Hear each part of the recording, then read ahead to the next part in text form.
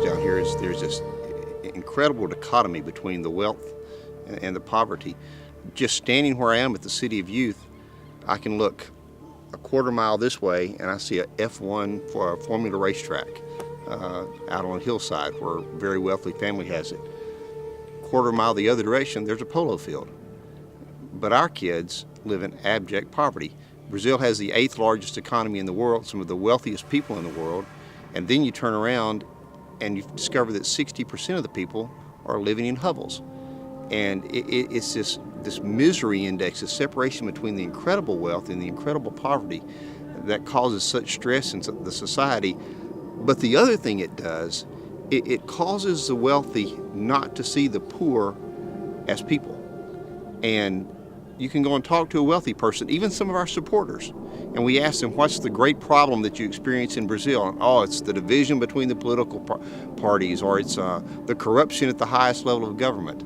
Not that there are children dying on the streets. And it's somehow bridging that gap of helping them understand that these kids need their love, they need their attention, they need their wealth. They need to be touched by these folks. And that's one of the real challenges that we face. When a girl has been really involved in prostitution, it's very, very hard to, anyone would tell you, anywhere around the world, it's very hard to rehabilitate a prostitute because it just does mess with your head. It just does lower your self-esteem. You know, and it's hard to get a prostitute to feel like she's worthy of doing any other type of work. And anyone around the world who works with prostitutes would tell you that. It happens, but, you know, it's hard. When a girl has been sexually abused, it also really does mess with her head. You need to have a lot of counseling. But I think that one of the advantages we have is so many of our kids have had that in their background that it's a natural counseling group. You know, they go through it together.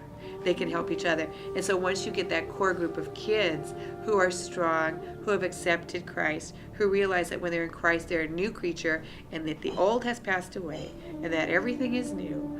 But it's the kids ministering to the other kids that really helps a lot and makes a difference. The boys, in my opinion, I don't know if everybody would agree with me, they, for some reason, just like, you know, you see a difference between men and women, they have a way of compartmentalizing more what's happened, the sexual abuse that's happened, and being able to go, you know, move forward with their life. The girls, it's a little bit harder. Anyone would tell you that it's a little bit harder to work with girls than boys.